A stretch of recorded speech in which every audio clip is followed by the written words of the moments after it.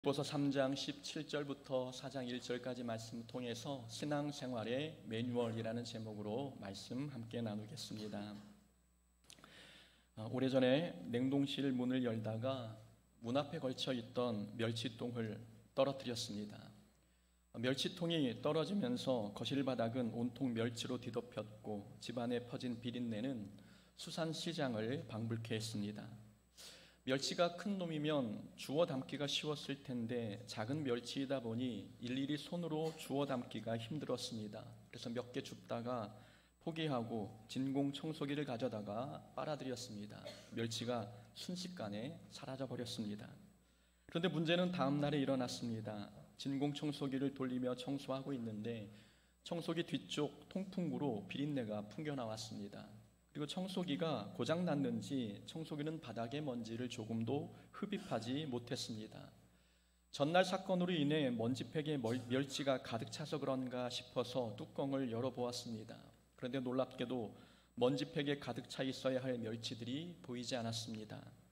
분명 어제 청소기로 다 빨아들였는데 멸치팩에는 멸치 몇 마리만 있을 뿐 모두 종족을 감추었습니다. 살펴보니 멸치들이 청소기 호스에 꽉 막혀 흡입력을 방해하고 있었습니다. 호스를 분리해 흔들어댔습니다. 얼마나 단단히 박혔는지 멸치들이 잘 빠지지 않았습니다. 입으로 바람을 불고 손바닥으로 치며 호스를 방바닥에 두들겼습니다. 호스를 세게 두들겼는지 그만 청소기 호스가 찢어지고 말았습니다. 청소기로 멸치를 빨아들이는 게 아니었는데 멸치 때문에 괜히 청소기만 고장났습니다. 진공청소기의 사용 설명서를 읽어보았습니다. 진공청소기로 청소할 때는 물이나 기름, 바늘이나 유리, 담배꽁초 등은 미리 치운 다음 청소기를 사용해야 청소기의 수명을 연장시킬 수 있다. 그러니까 청소기의 사용 설명대로라면 저는 먼저 빗자루질로 멸치를 쓸어 담은 후 진공청소기를 사용해야 했습니다. 사용 설명서의 지침을 따랐다면 저는 멸치와 싸울 일도 청소기를 고장낼 일도 없었을 것입니다. 모든 전자제품이나 기계의 고장 원인은 사용 매뉴얼대로 사용하지 않았기 때문입니다. 신앙생활도 마찬가지입니다. 설명대로 사용하지 않으면 전자제품이 망가지듯 신앙생활도 사용 설명서, 신앙 설명서 곧 신앙의 매뉴얼대로 하지 않으면 고장이 납니다. 신앙생활에도 매뉴얼이 있습니다. 하나님께서 주신 10계명이 신앙의 매뉴얼이고 예수님께서 가르쳐 주신 산상수훈의 말씀도 우리 신앙생활 설명서입니다. 신앙생활에서 시험에 들거나 불평이 생기는 이유 대부분 말씀의 매뉴얼대로 신앙생활하지 않기 때문입니다. 자기가 하고 싶은 대로 마음 내키는 대로 신앙생활을 하니 은혜의 물줄기가 끊기고 기도의 통로가 막힙니다. 믿음 생활에 고장이 난 것입니다. 신앙이 막힘없이 날마다 성장하려면 우리는 하나님께서 가르쳐 주신 신앙 설명서대로 신앙생활을 해야 합니다. 다윗은 이스라엘이 왕이 된 후 하나님의 법궤를 다윗성으로 옮기려 했습니다. 법궤는 이스라엘 민족을 가나안 땅으로 인도한 하나님의 임재를 상징하는 도구였습니다. 다윗은 법궤 운반을 위해 성대하게 준비했습니다. 사람을 3만 명이나 동원했고 소가 끄는 새 수레를 준비했으며 오케스트라에 버금가는 악기팀도 준비했습니다. 그러나 성대하고 화려하게 준비한 것에 비해 결과는 참담했습니다. 악기 소리에 소가 놀라 날뛰므로 수레에 실려있던 법궤가 떨어지려 했습니다. 옆에 있던 우사가 하나님의 법궤를 떨어지지 않도록 붙잡았지요. 선한 마음으로 법궤를 붙잡았지만 우사는 법궤를 만진 이유로 그 자리에서 죽고 말았습니다. 정성을 다해 준비한 법궤 운반이 실패로 돌아간 이유 바로 매뉴얼대로 하지 않았기 때문입니다. 하나님께서는 법궤는 반드시 레위 지파에 속한 고앗 자손이 어깨에 메고 운반하도록 명하셨습니다. 누구든지 법궤를 만지거나 들여다보면 죽게 될 것이라고 경고도 하셨습니다. 그러나 다윗은 하나님께서 알려주신 설명서를 따르지 않았습니다. 성대하고 화려하게 준비하면 하나님께서 기뻐하실 줄 알았는데 그 반대의 결과가 나타났습니다. 신앙생활에서 중요한 것은 멋지고 위대하게 하는 것이 아니라 말씀의 매뉴얼대로 하는 것입니다. 다윗이 매뉴얼을 지켰다면 웃사는 죽지 않았을 것이고 본인도 시험에 들지 않았을 것입니다. 아론의 두 아들 나답과 아비후도 하나님께서 정해주신 불 말고 다른 불로 분향하려다가 죽임을 당했습니다. 엘리 제사장의 두 아들 홈리와 비느하스도 하나님께서 허락해 주신 자기 몫에 만족하지 않고 하나님의 몫을 욕심내는 바람에 죽임을 당했습니다. 이런 모든 비극적인 결과는 하나님께서 가르쳐 주신 신앙의 매뉴얼을 지키지 않았기 때문입니다. 하나님은 우리에게 복을 주시는 분이십니다. 하나님은 자비롭고 은혜로우신 분이셔서 우리에게 복받는 방법과 은혜 받는 비결을 알려주셨습니다. 그러나 사람들은 하나님께서 가르쳐주신 신앙생활을 신앙생활 설명서를 버리고 자기 소견대로 살아갑니다. 그러니 복의 통로는 막히고 당하지 않아도 될 고난과 겪지 않아도 될 슬픔을 만나게 됩니다. 신앙생활의 매뉴얼을 지키는 것이 얼마나 중요한지 몰라서 생긴 일들입니다. 성경 속 믿음의 선진들을 보면 그들에게는 자기만의 신앙 지침서가 있었습니다. 성경에서 가르쳐주는 신앙의 매뉴얼은 하나님을 사랑하고 이웃을 사랑하는 것입니다. 하나님 사랑과 이웃 사랑은 그리스도인이라면 반드시 지켜야 하는 신앙 매뉴얼의 대원칙입니다. 믿음의 선진들은 하나님의 사랑과 이웃 사랑의 대원칙을 지키면서도 그 대원칙 속에 자기만의 세부적인 신앙 매뉴얼이 있었습니다. 모세의 신앙 매뉴얼은 온유한 모습으로 신앙생활 하기였습니다. 이 사람 모세는 온유함이 지면의 모든 사람보다 더하더라. 하나님께서 모세의 온유함을 인정하신 말씀입니다. 모세는 이렇게 온유한 사람이었습니다. 하나님과 사람을 대할 때도 온유한 모습으로 했고 주어진 사명을 감당할 때도 온유함을 잃지 않았습니다. 하루는 모세의 누이 미리암과 모세의 형 아론이 모세를 비방했던 적이 있었습니다. 이 일로 인해 하나님께서는 미리암을 나병에 걸리게 하셨지요. 이때 모세는 하나님께 기도하며 미리암을 낫게 해달라고 간청했습니다. 자신을 비방한 사람을 미워하지 않고 기도할 수 있었던 이유는 자신의 신앙 매뉴얼인 온유함으로 신앙생활하기를 잘 지켰기 때문입니다. 여호수아는 강하고 담대하기, 이것이 자신이 지켜야 할 신앙의 매뉴얼이었습니다. 여호수아의 사명은 가나안 땅을 정복하는 일이었지요. 이 사명을 성취하려면 전쟁은 불가피했고 전쟁에 임하는 여호수아는 마음이 강하고 담대해야 했습니다. 그래서 여호수아는 하나님 앞에 또 주어진 사명 앞에 강하고 담대하게 신앙생활하기, 이것을 자기 신앙생활의 매뉴얼로 정했습니다. 욥은 극심한 고난 속에서도 입술로 범죄하지 않기, 이것이 신앙의 매뉴얼이었습니다. 다니엘은 일상생활 속에서 정직하게 생활하기, 그리고 다니엘의 세 친구는 그리 아니하실지라도의 원칙, 곧 고난이 물러가지 않아도 하나님을 향한 믿음 변치 않기, 이것을 신앙의 매뉴얼로 삼았습니다. 믿음의 선진들은 아무 생각 없이 되는 대로 신앙생활하지 않았습니다. 시간이 될 때는 열심히 하고 바쁘면 하지 않는 그런 신앙의 원칙도 기준도 없는 신앙생활이 아니었습니다. 믿음의 선진들은 신앙의 매뉴얼을 정해놓고 어떤 상황에서도 매뉴얼대로 FM대로 신앙생활하려고 힘썼습니다. 그러니 유혹이 많은 삶에서도 믿음의 순결함이 오염되지 않았고 핍박하는 세력의 틈바구니에서도 믿음이 날로 성장했습니다. 우리의 신앙생활에는 신앙의 매뉴얼이 있습니까? 신앙의 매뉴얼이란 우리가 신앙생활하면서 지켜야 할 자기만의 지침서, 신앙의 목표, 어떤 방침, 원칙들을 뜻합니다. 세상 사람들은 자기 개발서를 읽으며 성공에 필요한 지침서를 만들어 지키고 있습니다. 세상 사람들도 자기 발전을 위해서 삶의 매뉴얼을 만들어 실천하고 있는데 하물며 하나님 나라를 표대 삼고 달려가는 성도라면 더더욱 신앙의 매뉴얼이 있어야 하지 않습니까? 계획과 원칙도 없이 신앙의 지침서나 매뉴얼 없이 하늘의 상급을 얻으려는 우리의 목표를 어떻게 달성할 수 있겠습니까? 신앙의 매뉴얼을 만들어 놓고 실천해도 수많은 유혹과 맞서게 되는데 그런 매뉴얼마저 없다면 신앙생활은 감정 따라, 상황 따라, 그리고 환경 따라 이리저리 흔들릴 수밖에 없습니다. 신앙생활에 매뉴얼이 있으면 사람들은 적어도 그걸 지키기 위해 노력하게 됩니다. 그래서 신앙 생활이 흔들림이 없이 날마다 그 믿음이 성장하려면 신앙의 매뉴얼을 만들어 실천하려고 힘써야 합니다. 그래서 우리는 오늘 본문을 통해 바울이 가르쳐주는 이 신앙의 매뉴얼을 함께 살펴보고자 합니다. 우리는 본문 속에서 어떤 신앙의 매뉴얼을 정해야 할까요? 우리는 다음과 같은 신앙 설명서를 따라야 합니다. 첫 번째는 신앙생활 하는 것에 만족하지 말고 신앙생활의 본보기가 되려고 힘써야 합니다. 그냥 단순히 신앙생활 하는 것에 만족하지 말고 누군가의 본이 되려고 힘써야 하는 것, 이것이 우리가 첫 번째로 갖추어야 할 신앙의 매뉴얼입니다.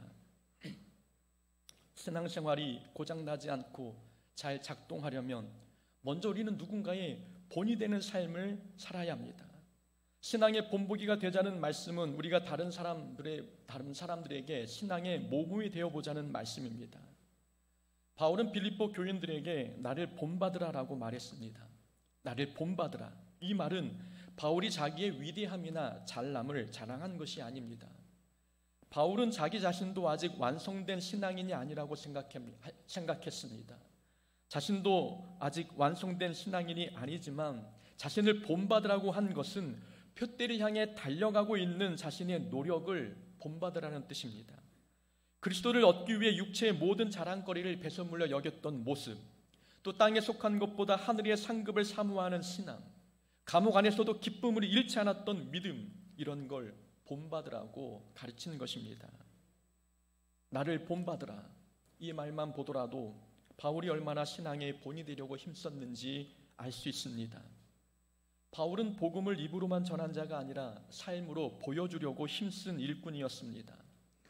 바울은 하나님께서 맡겨주신 사역을 열심히 하는 것만으로 만족하지 않았습니다. 바울은 무슨 일을 하든 자신이 그 일에 본이 되려고 힘썼습니다. 어떤 사람은 자기 혼자 신앙생활하는 것에만 집중합니다. 그러나 어떤 사람은 다른 사람의 신앙생활까지 책임지기 위해 자기 자신이 본이 되어 다른 사람이 보고 배울 수 있는 그런 신앙생활을 합니다. 그냥 신앙생활하는 것보다 신앙의 본보기가 되는 것이 더 어렵고 고차원적인 신앙생활 아니겠습니까? 바울은 그렇게 성도들에게 신앙이 모범이 되려고 힘썼고 신앙생활의 길잡이가 되려고 애썼습니다.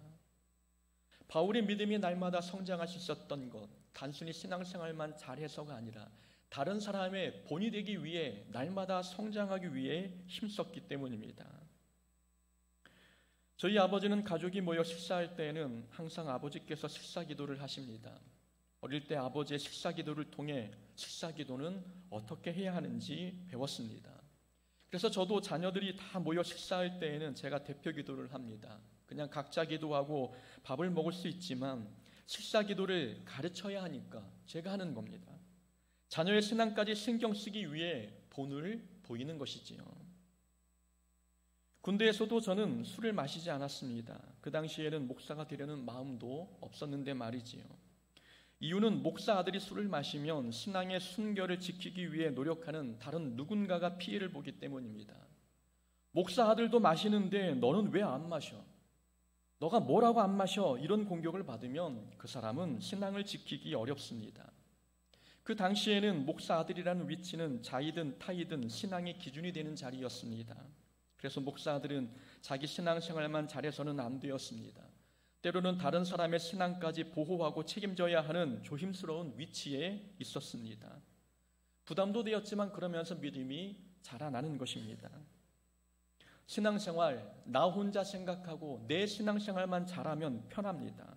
그러나 혼자 하는 신앙생활, 거기에는 성장이 이루어지기 어렵습니다. 본이 되는 것을 신앙의 목표로 삼을 때, 무엇을 하든 다른 사람들이 보고 배울 수 있을 만큼 신앙의 본보기의 역할을 감당할 때, 그때 비로소 우리의 믿음이 성장해 가는 것입니다. 자기 혼자 신앙생활 할 때보다 다른 사람의 신앙을 끌고 갈 때 믿음이 더 성장하지 않겠습니까? 어떤 사람은 평생 누군가의 뒤를 따르며 신앙생활합니다. 그러나 어떤 사람은 자신이 앞장서고 다른 사람들을 따라오게 하는 그런 신앙생활을 합니다. 우리가 이왕 신앙생활 하는 거 신앙의 본보기가 되어 앞서가는 신앙생활을 해봐야 하지 않습니까? 사랑하는 일에도 앞장서 보고, 용서하는 일에도 남들보다 앞서가 보고, 봉사하는 일, 기도하는 일, 성경 읽는 일에도 다른 사람이 보고 배울 수 있는 본보기가 돼봐야 하지 않겠습니까? 우리는 천국 시상 때의 1등 자리를 다른 사람에게 양보하지 않았으면 좋겠습니다. 목사하면 딱 떠오르는 사람, 장로하면 생각나는 사람, 권사하면 딱 떠오르는 사람이 있습니다. 떠오르는 그 사람이 우리 자신이 되어야 합니다. 그렇게 1등 하자는 것입니다. 우리가 그런 신앙의 본보기가 되기 위해 힘쓰다 보면 우리의 믿음은 우리도 모르는 사이에 성장해 있습니다. 평범한 신앙생활에 만족하지 말고 신앙의 본보기가 되는 것을 목표로 삼아야 합니다. 신앙의 본보기가 되도록 힘쓸 때 우리 신앙생활은 고장나지 않고 날마다 성장합니다.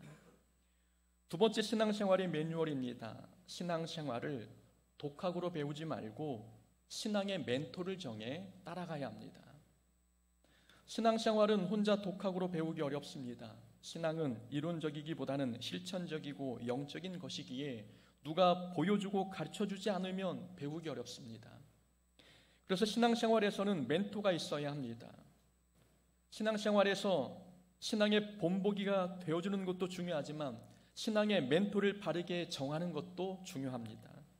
누가 나의 신앙의 멘토가 되느냐에 따라 신앙생활의 방향과 신앙의 내용이 결정되기 때문입니다. 바울은 빌립보 교인들에게 이야기했습니다. 17절 하반절이지요. 그리고 너희가 우리를 본받은 것처럼 그와 같이 행하는 자들을 눈여겨보라. 그와 같이 행하는 자들을 눈여겨보라. 바울은 교인들에게 신앙생활에 관해서는 자기를 본받으라고 이야기했지요. 그러나 바울은 자기 자신만이 신앙의 유일한 본보기라고 생각하지 않았습니다. 바울은 교회 안에도 교인들에게 신앙의 본이 되는 사람들이 많다는 것을 알았습니다. 바울은 자기 자신은 신앙의 본이 되는 여러 사람 중에 한 사람일 뿐 자신만이 유일한 본보기라고 강조하지 않았던 것입니다. 교회 안에는 바울처럼 본보기로 삼을 만한 성도들이 많았습니다. 그래서 바울이 이야기하기를 그와 같이 행하는 자를 눈여겨보라, 관찰하여 찾아보라 라고 이야기하는 겁니다. 멀리 감옥에 있는 자신 말고 가까이 교회 안에서 신앙의 멘토를 찾아보라는 말씀입니다. 바울은 혼자 신앙생활 하기보다는 신앙생활 잘하는 사람을 정해 그 사람을 닮아가는 것을 추천했습니다. 바울이 교인들에게 신앙의 멘토를 찾아보라고 말한 데에는 바울 자신의 경험도 한몫했습니다. 바울은 독학으로 믿음을 배운 사람은 아닙니다. 바울은 바나바의 도움으로 신앙이 성장한 사람입니다. 바나바는 바울이 12사도와 교제할 수 있도록 다리 역할을 해줬습니다. 전도 여행을 떠날 때에는 바나바는 그 당시 안디옥 교회의 담임 목사와 같은 존재였고 바울은 신앙의 초보자였습니다. 그럼에도 바나바는 바울을 데리고 전도 여행을 떠났지요. 바울은 바나바를 따라다니면서 신앙을 배웠고 나중에는 복음을 전하는 일에 관해서만큼은 바나바를 앞질렀습니다. 바울은 바나바와 같은 훌륭한 신앙의 멘토를 만났기에 나를 본받으라 라고 말할 정도로 믿음이 성장할 수 있었던 것입니다. 이렇게 바울은 독학으로 신앙을 배우는 게 아니라 다른 누군가의 도움을 통해 신앙을 배웠습니다. 그런 경험이 있었기에 바울은 빌립보 교인들에게 교회 안에서 본받을 만한 사람을 찾아 그 사람의 신앙을 닮아보라고 가르치고 있는 것입니다. 목사가 되는 것은 혼자 힘으로는 불가능합니다. 수많은 멘토 목사를 보고 배우고 따랐기에 한 사람의 목사가 탄생하는 것입니다. 저도 많은 목사님들을 보고 배웠습니다. 그분의 모습을 따라가기에는 아직 한참 멀긴 했지만 그분들을 만나지 않았다면 저의 배움도 없었을 것입니다. 새벽 기도는 여수에 계신 원로 목사님을 보고 배웠습니다. 평생을 한 번도 빠지지 않고 새벽 기도를 지켰던 목사님의 그 열심과 부지런함, 저에게는 도전되는 일이었습니다. 감정을 다스리는 일은 서울에서 모셨던 목사님을 보고 배웠습니다. 힘들고 어려운 교회에서 감정을 잘 다스리는 목사님을 보고 궁금해서 한번 여쭤보았습니다. 목사님, 이런 상황에서 어떻게 참으십니까? 그냥 참는 거야. 이것이 대답이었지. 5년을 모시면서 목사님이 화다운 화를 내시는 모습 5번을 넘지 않으셨습니다. 5번 너무 많습니까? 굉장히 잘한 겁니다. 그래서 저도 5번까지는 제가 화를 내보자. 여러분들이 5번까지는 저를 이해하시고 참아주셔야 됩니다. 설교는 이동원 목사님이 제 목표였습니다. 처음에 이동원 목사님 설교를 들었을 때 그분의 목소리, 사용하는 어휘, 내용 모두 저에게는 충격으로 다가왔습니다. 그때부터 저의 목표는 이동원 목사님이었고 그분의 설교하는 모습과 설교 스타일을 따라하려고 노력한 적이 많았습니다. 그리고 육신의 아버지 목사님을 통해서는 목사로서의 마음 자세를 배웠습니다. 목사로서 가져야 할 정직과 강직함, 어떤 목회 기준, 자존감을 배웠습니다. 아버님은 항상 깨끗함과 정결함을 강조하셨지요. 어릴 때, 초등학교 때, 그 당시 주일학교에는 포도송이 같은 걸 나눠줬습니다. 그래서 출석, 요절, 헌금, 전도 이렇게 잘하면 스티커를 하나씩 주었습니다. 그래서 포도송이 스티커를 다 붙이면 선물을 받게 되는 거죠. 그 당시 저희 아버님은 어린이부 부장 집사님이셨습니다. 내일 주일날 시상하는 날인데 저의 포도송이에 딱 하나 스티커가 부족했습니다. 아버지에게 스티커 하나만 달라고 했더니 대뜸 소리를 지르시면서 야단을 치셨지요. 늘 토요일이면 집에는 과자 봉지가 많았습니다. 내일 주일날 어린이들에게 나눠주기 위해 준비하신 간식이었지요. 한 번도 자녀들에게 그 과자 한 봉지를 주신 적이 없습니다. 교회 것이기 때문이었죠. 아버님은 지금도 말씀하십니다. 목사는 주어진 자리에서 하나님만 보고 최선을 다하다가 성도들이 싫다고 하면 떠나면 된다. 그 뒤는 하나님이 알아서 하신다. 괜히 자기 자리 지키려다가 싸움 나고 세상 사람들에게 교회만 욕먹는다. 목사는 그렇게 하면 안 된다라고 말씀하십니다. 목사는 혼자 신앙을 배워나가는 존재가 아닙니다. 누군가 계셨기 때문에 그 모습을 보고 배우는 겁니다. 누군가 멘토를 정해 따라가다 보니 자기도 모르는 사이에 믿음이 성장해 있는 것입니다. 우리 모두도 그렇게 해야 합니다. 우리가 신뢰하고 믿고 따를 신앙의 멘토를 정해 그분의 모습을 닮으려고 힘써야 합니다. 그분이 기도하는 모습, 찬양하는 모습, 사람을 대하는 태도, 봉사하는 모습, 나보다 나은 분이 계시면 따라하려고 힘써야 합니다. 어떤 분은 저와 똑같이 직장 다니고 집안일을 하는데 교회 일도 열심히 하는 분이 계십니다. 그런 모습 보면 어떻게 저렇게 하시지 궁금하지 않습니까? 배워보고 싶지 않고 그 비밀을 알고 싶지 않습니까? 저분만 시간이 많이 남는 것 같고 저분은 피곤한 것도 모르는 것 같고 저 열심과 충성과 그 기쁨이 어디서 나오는지 한번 닮아보고 싶지는 않습니까? 그분을 멘토로 정해 닮으려고 애써야 우리 믿음이 성장하는 겁니다. 우리가 닮아야 할 최종의 목표는 예수님이십니다. 그러나 예수님은 너무 멀리 있고 눈에 보이지도 않습니다. 그래서 우리는 가까이에 있는 교회 아무개 집사님을 목표로 잡고 신앙생활하는 것입니다. 목적지가 너무 높고 멀면 중간에 1차 목표를 잡고 그 다음 2차 목표를 잡고 가야 목적지에 무사히 도착할 수 있습니다. 그 1차 목표를 교회 안에 아무개 집사님으로 멘토 삼으라는 것입니다. 그러다 보면 그분을 따라잡고 또 2차 목표가 되는 분을 따라잡다 보면 우리의 성품이 어느덧 예수님을 닮아가 있게 되는 것입니다. 우리는 그래서 교회 안에서 바울의 권면대로 누구를 본받아야 할지 눈여겨봐야 합니다. 주의 깊게 관찰해서 닮아야 할 신앙의 멘토를 정해야 합니다. 성장하는 신앙이 되기 위해서 우리의 신앙 매뉴얼 2번째는 독학으로 신앙 배우려 하지 말고 신앙의 멘토를 바르게 설정해 닮아가려고 힘써야 합니다. 3번째 매뉴얼은 육신은 땅에 있지만 소망은 하나님 나라에 두기, 이것입니다. 자신이 어디에 속한 사람인지 소속감을 분명히 깨닫고 신앙생활을 해야 된다는 말씀입니다. 신앙이 성장하려면 우리가 어느 나라에 속한 사람인지 잊지 말아야 합니다. 바울은 빌립보 교인들에게 권면했습니다. 우리의 시민권은 하늘에 있는지라. 바울이 시민권이라는 단어를 언급한 이유는 빌립보 지역 사람들이 로마의 시민권을 최고의 가치로 여기고 있었기 때문입니다.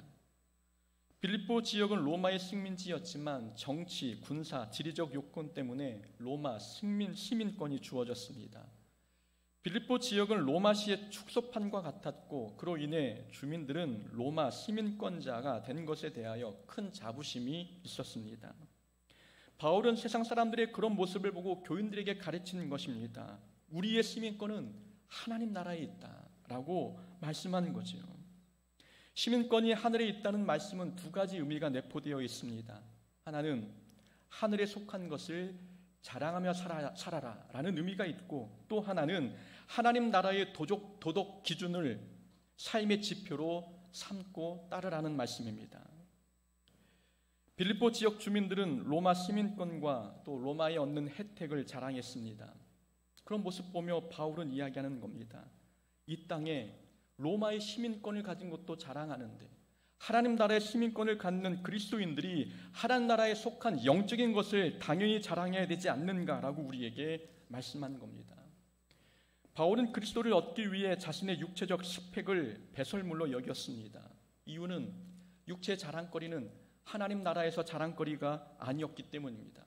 하나님 나라에서 자랑거리는 예수님을 아는 지식, 예수님과의 관계, 교제, 믿음이었기 때문에 바울은 예수님과의 관계와 그 믿음을 얻기 위해 자기의 육체의 자랑거리를 배설물로 여겼습니다. 하나님 나라에서 자랑거리를 이 땅에서 자랑하며 살고자 하는 바울의 신앙 고백을 엿볼 수 있는 장면입니다. 요한계시록 21장에는 천국의 모습이 기록되어 있습니다. 천국에 있는 성은 정금으로 되어 있고 성곽의 기초석은 보석으로 꾸며져 있었습니다. 성곽에는 12문이 있는데 그 12문도 진주로 되어 있지요. 성으로 향하는 길은 맑은 유리 같은 정금으로 되어 있습니다. 천국에 있는 성과 성곽과 도로 모두 금은 보석으로 갖추어져 있었습니다. 이 세상에서는 보석과 금, 이런 금은 보화가 어디에 있습니까? 길바닥에 널려 있는 게 아니라 모두 금고 안에 있지 않습니까? 그러나 천국에서는 금과 보석과 진주, 이 모든 것이 건축 자재로 사용되었다는 것입니다. 금은 보석이 건축 자재로 사용되었다는 것은 천국에서는 금은 보화가 가치 있는 게 아니라는 말씀입니다.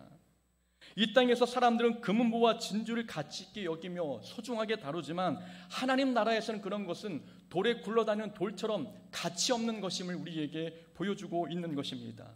천국에서의 가치 있는 분은 성 안에 계신 예수님이시다. 성전 되신 예수님의 가치 있는 분이다라는 것을 강조하기 위해 요한계시록 21장에서는 모든 금은 보화를 건축 자재로 사용했습니다. 그래서 바울은 그런 예수님을 얻기 위해, 하나님 나라의 자랑거리인 예수님을 더 깊게 알기 위해 세상의 자랑거리를 배설물로 여겼습니다. 이런 모습이 바로 육신은 땅에 있지만 하나님 나라의 소망을 두고 살아가는 성도의 모습인 것입니다. 또한 우리는 천국에 속한 자이기에 하나님 나라의 도덕 기준을 따라야 합니다. 이 세상의 사회법이 아니라 성경의 법을 믿고 따라야 하는 것이 천국의 시민권을 두고 있는 성도의 모습이라는 말씀입니다. 성경의 법은 사회법보다 더 도덕적이고 고차원적입니다. 이 세상에서는 살인을 죄라고 이야기하지만 성경에서는 분노하는 것만으로도 죄라고 가르칩니다. 이 세상은 육체적인 간음을 죄라고 하지만 성경에서는 마음의 간음도 죄라고 간주합니다. 세상 사람들은 자신을 사랑하는 사람만 사랑하지만 하나님 나라의 시민권을 둔 성도는 자신을 미워하는 자도 사랑합니다. 세상 사람들의 용서에는 한계가 있지만 하늘의 시민권을 둔 성도는 7번에 70번 곧 영원히 용서합니다. 우리는 하나님 나라에 속해 있으니 하나님 나라의 도덕 기준을 따라야 합니다. 하나님 나라의 도덕 기준을 따르고 살면 적어도 우리는 세상 사람들보다는 더 도덕적이고 윤리적이어야 하지 않습니까? 우리의 신앙생활이 고장나지 않고 성장하려면 몸은 이 땅에 살아도 나의 소속은 하나님 나라에 속해 있다.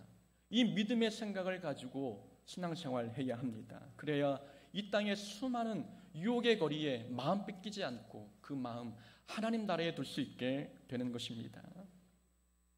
매뉴얼대로 하지 않으면 진공청소기는 기껏해야 고장나는 게 전부입니다. 그러나 신앙생활은 말씀의 설명서대로 살지 않으면 우리 영혼이 죽을 수도 있습니다. 신앙의 매뉴얼은 지켜도 되고 안 지켜도 되는 선택의 문제가 아닙니다. 우리 영혼의 생사가 달린 만큼, 그래서 무슨 일이 있어도 반드시 지켜야 하는 하나님의 명령이 바로 신앙의 매뉴얼입니다. 우리는 신앙생활만 하지 말고 다른 사람의 본이 되는 신앙생활을 해야 합니다. 독학으로 혼자 신앙생활 하지 말고 멘토를 정해 따라가려고 힘써야 합니다. 그리고 하나님 나라의 시민권이 있는 존재라는 것을 깨닫고 하나님 나라 백성답게 믿음 생활해야 합니다. 이 원칙을 지킴으로 인해 우리 공서복계 모든 성도님들은 날마다 믿음이 성장하기를 소망합니다. 그런 모습 되기를 주의 이름으로 축원합니다. 아멘.